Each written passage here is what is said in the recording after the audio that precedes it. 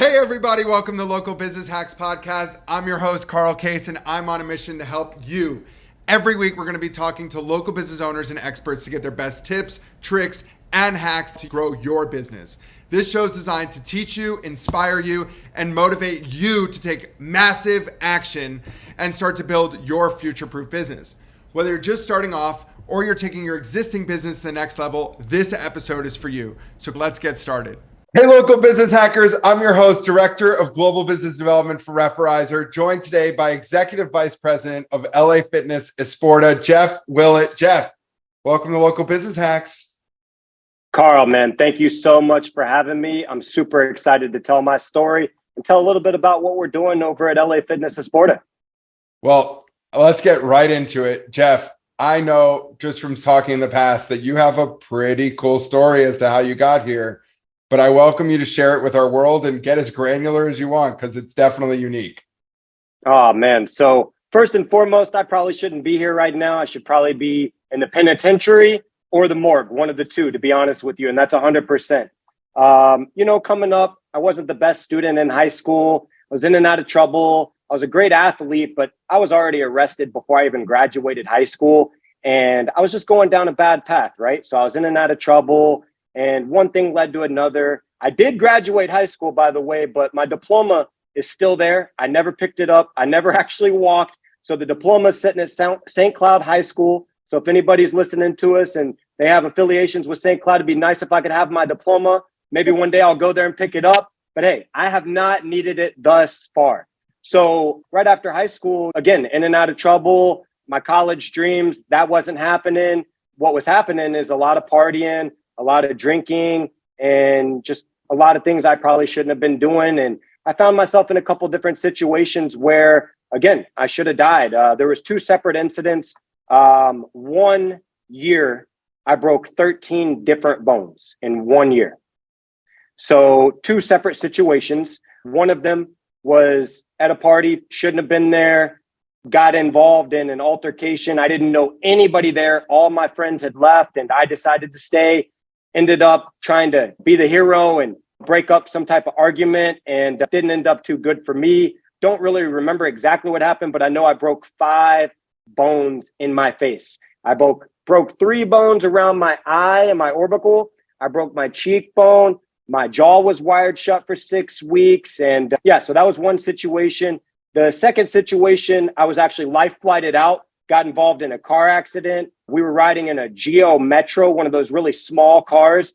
I was passed out in the passenger seat. The driver ended up somehow, some way getting pinned between a telephone pole and an Eddie Bauer Expedition.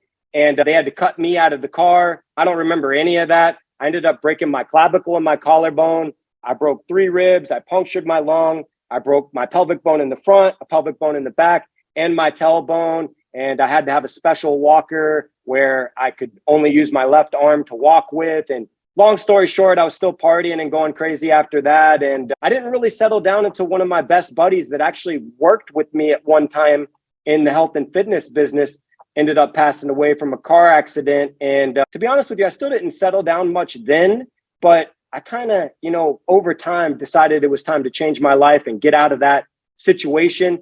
And that's kind of when I found the health and fitness business. But Carl, the health and fitness business had always been part of my life, not the business, but the gym aspect of it. Been hitting the gym since I was 14 years old. Even when I had to get life flighted out and all that stuff happened, I was still in the gym. Like soon as I was released to be able to work out, I was back in the gym, and I started from ground zero and had to work my way all the way back up in the gym again. And, one thing that's always been there for me is the iron, the weights. They've always been there for me, and they've made me strong. And I don't regret any of the things I've went through because they've made me who I am today. And I'm able to help other people now. But that's pretty much the early days for me. And the way I got involved in the health and fitness business, I had no money, had nothing going on.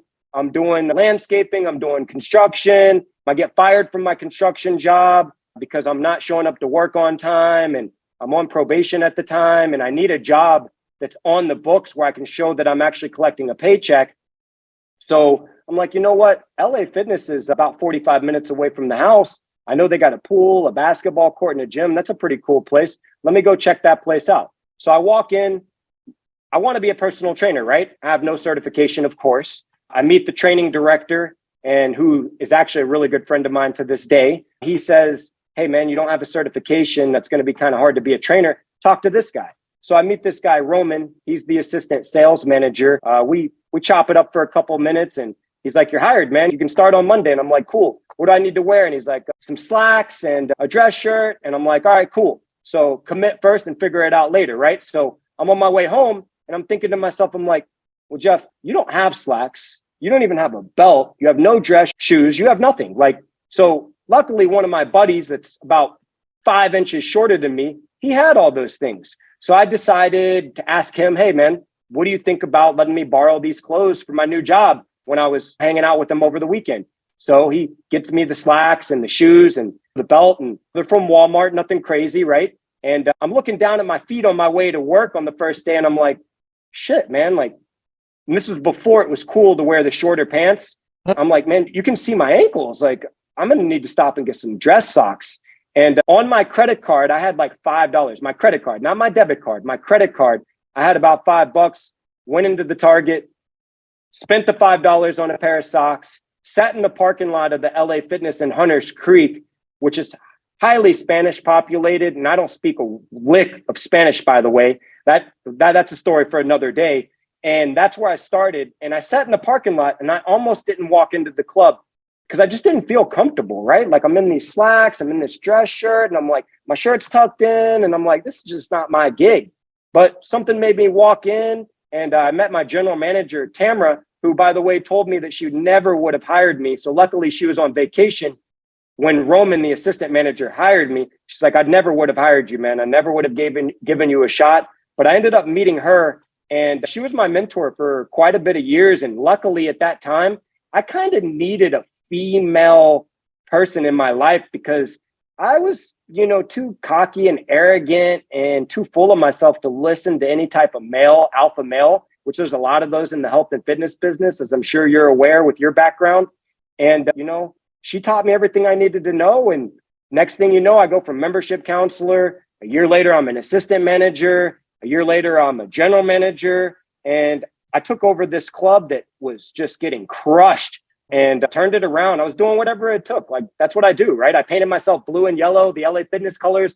I'm out by the corner holding a sign, dragging people in and making it happen. And then a year later, I get rewarded with the biggest club in town, and I just knock it out of the park. And that's where I really made a name for myself. 4 or 5 years there, making great money, making more money than my parents ever made combined. They thought I was selling drugs. They didn't know what I was doing. I ended up getting promoted to district vice president, and I moved to Memphis, Tennessee. Never been to Tennessee, never been to Memphis, didn't know anything about it, which that's a pretty tough area, by the way. And I started the market out there from the ground up. I built it up, and I did so well out there that I ended up taking over all the small markets. So as a new rookie VP, I ended up having all the new markets, which was Little Rock, Arkansas, Memphis, Tennessee, where I lived, Oklahoma, and Louisiana. So I'm flying and I'm renting cars and I'm doing all these things. And then the opportunity presents itself for me to move back to Orlando, Florida. And now I got 10 clubs within driving distance. So absolutely crushed the game there easily. Got promoted to the regional spot in Tampa a couple years after that. And then about 3 years ago, I got promoted to the executive role where I got part of the Esporta brand and the rollout with that, and ended up moving to Dallas, Texas for a little while and doing some damage out there. And then ended up working my way back to Orlando. And here we are. I'm basically overseeing the state of Florida right now for the Esporta brand, which is a new brand that the LA Fitness model is using under its Fitness International umbrella. Well, congrats to you and your family, Jeff, because that is, I can imagine, umpteen years condensed into the lightest way of saying, guys, I started from the bottom and now we're here. Absolutely, brother. And, it's a great way to explain to people that I'm bringing on board that, hey, it doesn't matter who you are, doesn't matter what kind of skill set you have right now. If you're coachable, you got a good attitude and you're relentless, hey, welcome to the team, man. Let's make this happen. And I did it. You can do it. And a lot of the people I bring on board are way ahead of what I was when I started. I didn't have any skills. I just knew how to get what I wanted. And I knew it was going to be through hard work. And I knew one thing: I'll outwork every single person in front of me. I may not be the most talented, but I will outwork you. I will out hustle you. I will outgrind you. And just to put things into perspective, I got 16 years in the game under my belt, working 6 days a week. Carl, ask me how many times I've called out of work. I know the answer. 0, my friend. 0. We do not miss work, my friend. We do not miss work ever, no matter what. And your passion definitely shows. Hire what you can't teach people. We can't ingrain that in you enough. You can make a shout out to Sandy on our customer success team. Sandy, I hope you listen to this episode. She was flipping burgers a couple years ago, and one of our CS managers met her, and now she's one of our top customer service representatives. So hire what you can't teach. That attitude is everything, and it's incredible. And you and I are a perfect testament to that. So congrats to you, Jeff, and congrats to the brand. Speaking of the brand, LA Fitness and Esporta, talk to me about how can people get involved? What is the brand? If you've been living under a rock and haven't heard it, how can people get involved? Yeah, so real quick, just a little bit about Esporta, right? Because, I mean, one thing about our company is we're a privately owned company and we're super duper private. Like, you can't really find a lot of information about what we do. We don't really show up to URSA or anything. And we're really quiet, and we make all of our moves behind the scenes. So, you got Fitness International, which is what we operate under. And then, of course, you have LA Fitness, which, almost everybody knows who LA Fitness is at this point. We have over 700 privately owned locations. But what we've done over the last couple of years is we've actually created a new brand called Esporta Fitness, which is more of our HVLP model, which is high value, low price model, to compete with some of the high value, low price competitors that have been coming our way over the years. So we have the LA Fitness brand, we got the Esporta brand, we also have the City Sports brand. We also have a new brand that we're building out right now. It's called Club Studio. It's going to be a very high-end type of facility. The first one just opened up in Irvine, California. It's doing extremely well. But again, you won't hear anybody really talking about any of that. But that's what we're doing right now. And I've been fortunate enough to be a big part of converting LA Fitness clubs into Esporta clubs. And it's a much different type of brand because it's more geared towards education and accountability. That's what the E and the A is all about, education and accountability. It's more about helping people get to their goals through either group personal training or one-on-one training. And let's face it, people need help out there these days. And that's what Esporta is about. It makes it affordable for you to get a membership and to get with a trainer as well. And that's why we created that model. But so far, so good. Things are going good. If you want to get involved with us, of course, you can go to our website. The best website to go to is www.lafitness.com. And you can check out what we're doing, and you can look up our other brands because they're all on that website.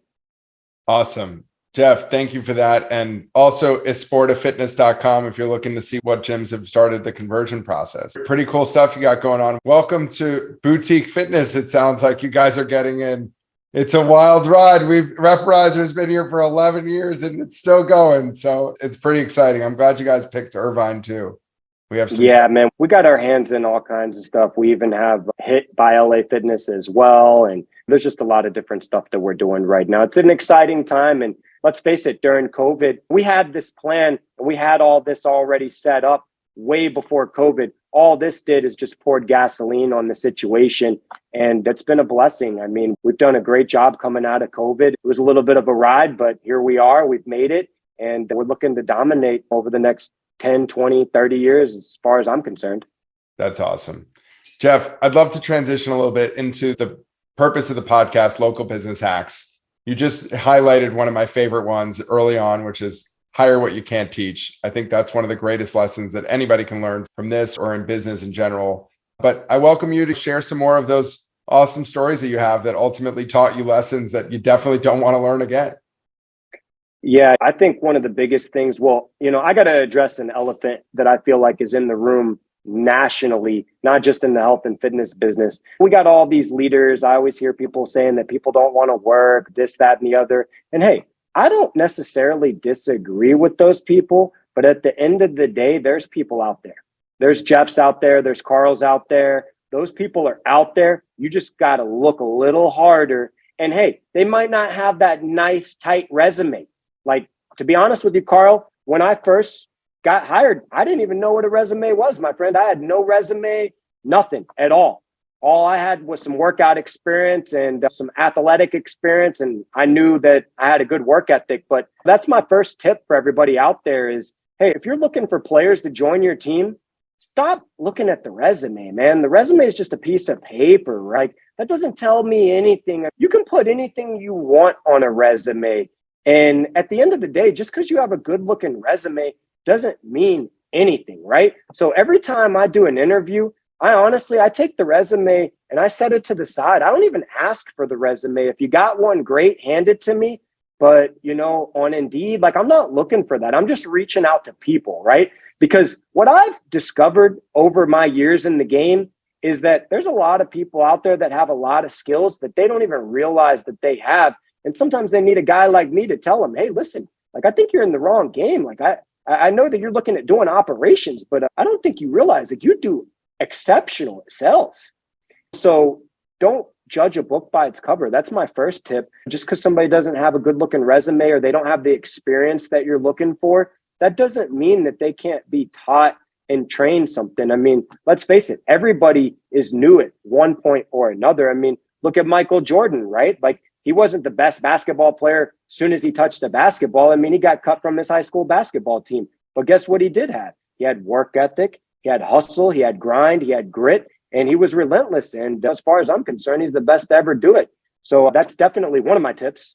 I think it's also interesting how if I was in your role and I was trying to hire for a gym and someone had a resume full of prior gym experience, well, I got to ask myself, first off, why are you hopping around in my space? And secondly, what is your end goal and how can our gym support you in this? Because that's what it comes down to. You're not trying to have employee churn every couple of weeks inside of your studios. You want these gyms and these gym members to see the same people and see that friendly face. And that smile really tells a lot. Yeah, absolutely, man. I mean, at the end of the day, getting in front of somebody, having a conversation with them, which that kind of transitions me to the interview process, right? Like, I have a little bit of a different way of interviewing people. And what I do, is I want to get to know this person as an individual. And I've discovered over traveling and rebranding and helping build new cultures and doing all the things that I've done, that there's really 3 questions that I like to ask somebody as soon as I get in front of them. The first question that I ask them is, tell me a little bit about yourself. Let's start with high school. I don't care how old they are, right? I start with high school. What kind of person were you? Who did you hang out with? Did you play any sports? Okay, cool. Tell me a little bit about college. Who were you there? All right. Did you play any sports? What did you do? All right. Awesome. So I get a lot of details about their education and how much education they've completed. Not that I'm really interested in how much they've completed, but I want to get an idea of what type of person were they and who did they evolve into? Who am I sitting in front of now? Is this the same person or have they evolved, right? So that's one thing that I ask people. The next question that I ask them is, I want them to tell me all of the jobs that they've had from as far back as they can remember. And what that tells me is it tells me what kind of skills they have, right? Like, if they were a server or a bartender or a police officer, whatever it may be, and depending on the time frame that they did that kind of work, I'm going to know a lot about what they're going to be able to bring to the table and how much they're going to be able to help me. And I'm also going to be able to see them sell the most important person, which is themselves. Because if they can't sell themselves to me, they're going to have a very difficult time selling my product to anybody, right? So those are 2 questions that I ask that tell me a lot. And then the last question I ask is, tell me a little bit about your why. Why do you do what you do? Why are you here? Where do you see yourself going? Do you have a family? Do you have kids that you're trying to support? And what do you do for fun? Like, when you're not at the office, if you're not working out, you're not hanging out with the family, what do you do for fun? And I got to tell you, man, asking those 3 questions, I call it the commercial. I tell them, I want to hear your commercial.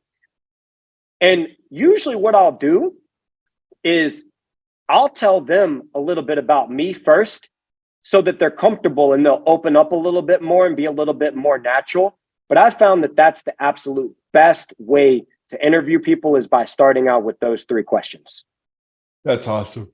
That's awesome. And Jeff, how big is the team that you oversee today? Just to give people some context. So I have about 100 managers that report to me, and that's just the managers. That's just the personal training managers, the membership managers. So about 100 managers.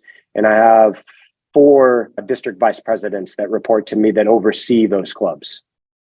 Long story short, people, that's enough credibility as to why you want to use Jeff's tips for interviewing. That's a really big team. Congrats to you, man. Thanks, brother. And I want to throw on one more thing on top of that, though. Please. I think a lot of times leaders, the higher you go, the more humble you got to become, right? Like a lot of times I see people doing interviews because I observe my district vice presidents doing interviews. I observe my general managers doing interviews. And of course, I'll do some interviews from time to time to keep the hot hand. I call it the hot hand, right? Because you can't get too far away from the desk. You got to stay in that field. If you want to have that respect, you got to stay in the field. But what I've discovered over time, Carl, you're selling yourself to the applicant just as much as they're selling themselves to you. And I think that's where a lot of people drop the ball. You know, I'm the big bad boss. You're here asking for a job and you're sitting in front of me. No, my friend. This person is interviewing you just as much as you're interviewing them. We live in a world today where, hey, people aren't as confrontational as they should be sometimes, or they don't do it in the right way. They'll accept the job and then they don't show up. Well, there's a reason that they're not showing up, and that's because you didn't sell them on you and your leadership and your organization. I love that. And at the end of the day, too, you're not hiring the person that's in front of you, right? Like you're hiring the person that you know you can turn them into. That's who you're hiring. And that's our job, right? Like at the end of the day, if somebody's coming into your organization, you know, your job is to make them better than what you found them.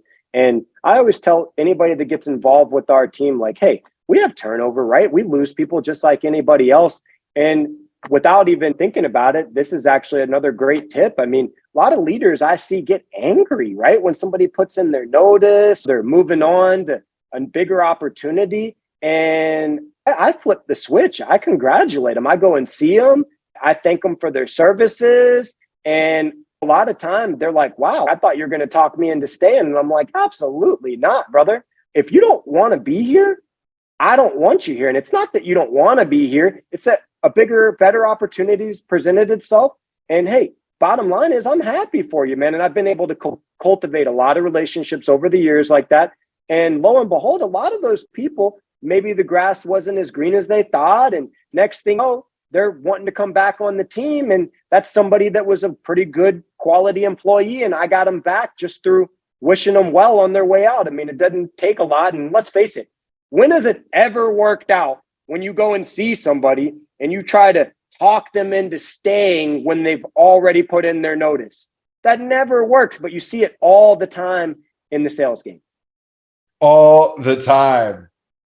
Don't beg people to stay. I could preach that one for a long time. Jeff, I'd love to know, I know grassroots definitely plays a huge part in the success that you guys have across these 700 locations. Yep. Talk to me a little bit about partnerships and what's been some valuable partnerships that came out of right field that have really helped support you and the brands that you oversee. Man, you know, we call it ground and pound, right? Ground and pound, baby. So the owners of our company, like back in the day, if they came to your club and you couldn't tell them every manager in your shopping plaza, you probably weren't going to be working for the company after that, right? Relationships are the key. One thing that we do still to this day, and I think it's a huge opportunity because let's face it, we live in a digital era, right? Everybody's on Instagram, everybody's on TikTok, YouTube, this, that, and the other. And don't get me wrong, there's tons of money to be made, but somewhere along the way, people got too good for the good old ground and pound, right? Like there's nothing better than going belly to belly, going business to business. And the approach is always asking the business first and foremost, how can we help them? Because we want to help them, because if we're able Who wouldn't want somebody to walk into their store and say, hey, man, I want to help you generate new customers. Are you cool with that? Of course, they're going to be good with that, right? And we've been able to cultivate so many different relationships out there where we really don't have to pay for marketing, and we really don't pay for marketing because we're everywhere. Like we do a lot of different things. Like right now, what we're doing is we have QR codes that we're basically putting at all of our partnerships, all of our businesses that we have relationships with, and they're having people put their phone, their camera over top of it, and we're getting leads spoon-fed to us. And it's because of all these partnerships that we have with all these different businesses, right? And then what we allow them to do is we allow them to come into our clubs on our closeouts, on our mid-month closeout, when we're trying to juice up our sales, and our end-of-the-month closeout. And they bring food, they bring all kinds of different samples. We have some amazing relationships. I have people that were able to get shrimp and lobster and steak at their closeouts. I mean, it's crazy. And at the end of the day, my biggest tip when it comes to the ground and pound is just go out there. If you don't ask, you don't get, right? Like you got to go out there and ask. You got to go out there and shake some hands and kiss some babies and build some relationships, because like my boy Grant Cardone says, who's got my money? Well, guess what? People have your money. So you got to cultivate those relationships. So there's a bunch of different business relationships that we've been able to build over the years. But one that sticks out to me like a sore thumb that I'm thinking of right now is back when I was running that Waterford Lakes Club, we had a partnership with the Simon Plaza, and we were able to go out there, and it was a farmer's market, right? So, I mean, selling gym memberships at a farmer's market? Yeah, we did. So we're going out to the farmer's market, and I remember me and my GM at the time, we ended up selling like 5 3-year paid in full memberships were like $900 a piece. And I ended up ripping a personal training deal with somebody that had never even been to the club. And that's a 12-month contract. They've never even been to the club, and they bought a PT deal right there underneath the tent. So it just goes to show you that if you're out there creating relationships and you're out there networking, that people are going to want to help you if you help them.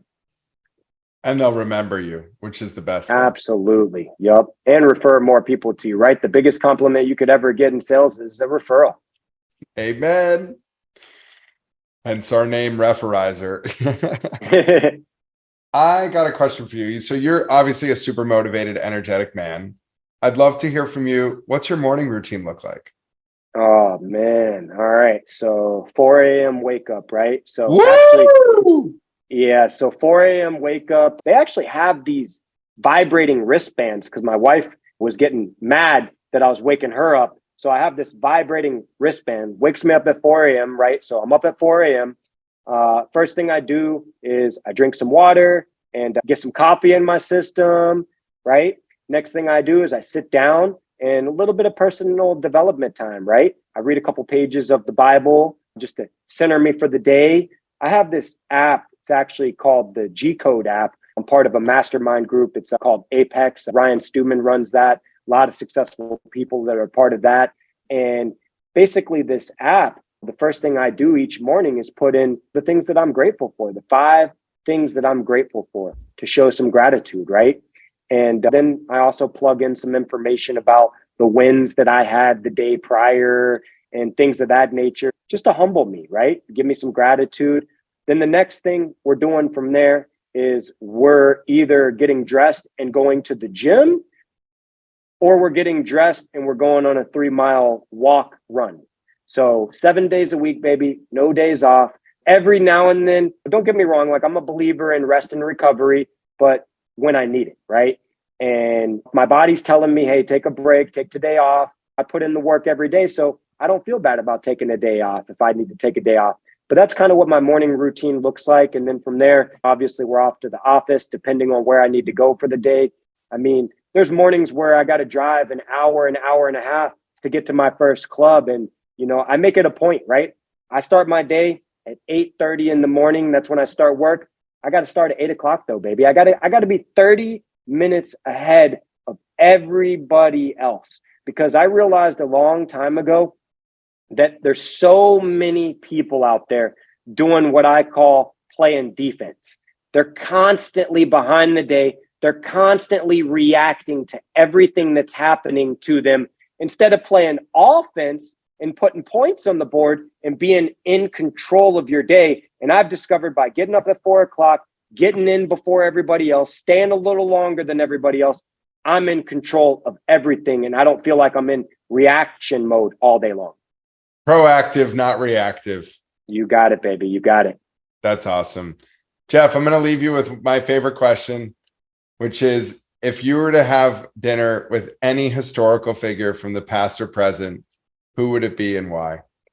Man, I kind of got to go in a little bit of a different direction with that because I was thinking about that. I've been asked that before. And I got to say, man, even though he's not necessarily a historical figure, I think I'd have to have dinner with Kobe Bryant, man. I think I'd have to have dinner with him and just talk to him about that work ethic. Talk to him about him getting in the gym 2-3 o'clock in the morning and doing 3 or 4 workouts in a day where your average person's doing maybe 1 or 2 workouts, and just being able to chop it up with him, I think would put even more fuel on my fire than I already have. A real legend. That's awesome. Jeff, congrats, man, on your journey, on your family that you've built, and your work family at LA Esporta. We are beyond stoked to follow you throughout this journey and support you on this path. And thanks for coming on and being vulnerable and telling us how you got here and sharing these awesome tips and tricks. We appreciate you. Absolutely, brother. I appreciate the time. And like I said, at the end of the day, it's a blessing to be here right now. And my whole goal is just to be able to give back to people that are out there. And just at the end of the day, for all those people that are out there listening, you can do anything that you put your mind to. Don't let anybody tell you that you can't do something just because you don't have the degree or you don't have the resume or you don't have the experience. You can do anything you want to with the right attitude, being coachable, and just being a relentless son of a bitch. Amen. Jeff Willett, everybody. Thanks, Jeff. Thanks, Carl. Appreciate you, brother. Thank you so much. That's it for this week's episode. I hope you found it helpful. Be sure to head over to our site, local-business-hacks.com, to check out the show notes and send me questions or ideas for future episodes. If you want to grow your business, just like the people you've heard from here, follow Local Business Hacks Podcast and tune in for new tips, tricks, and tactics. Until next time, thanks for listening and keep hacking.